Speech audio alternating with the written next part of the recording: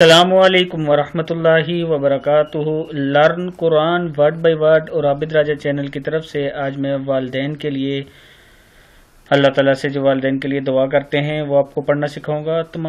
تمام دوستوں سے گزارش ہے کہ چینل کو سبسکرائب، لائک، کمنٹ، شیئر ضرور کریں تاکہ دوسروں تک ویڈیو پہنچ سکے۔ والدین پر رحمت کی دعا۔ ربر را زبر با، رب بازر را بر ہے، ربر ہم ہما، ربر ہمہما ربر ہمہما کما رب یعنی، یا کھڑا زبر یا، نون زیر یعنی ہے، یعنی رب یعنی صغیرا، ربر ہمہما کما رب یعنی، رب یعنی رب یعنی صغیرا۔ بنی اسرائیل، سورہ بنی اسرائیل کی یہ آیت ہے۔ اے میرے پروردگار، میرے والدین پر رحمت کیجیے جس طرح انہوں نے مجھ کو بچپن میں رحمت اور شفقت کے ساتھ پالا تھا۔ سورہ بنی اسرائیل کی یہ دوسری آیت ہے۔ والدین کے ساتھ نیک سلوک کرو، اگر تمہارے پاس ان میں سے کوئی ایک یا دونوں بوڑھے ہو کر رہیں تو انہیں اف تک نہ کہو، نہ انہیں جھڑک کر جواب دو بلکہ ان سے احترام کے ساتھ بات کرو۔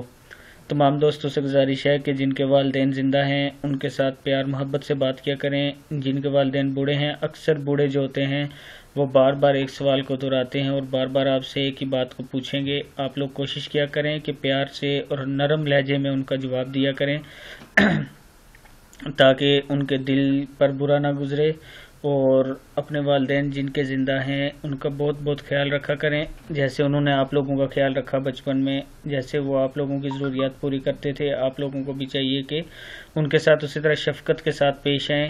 آج آپ اور ہم اپنے والدین کے ساتھ شفقت سے پیش آئیں گے تو کل آنے والی ہماری اولاد، جو ہماری نسلیں ہوں گی، وہ ہمارے ساتھ شفقت کے ساتھ پیش آئیں گی۔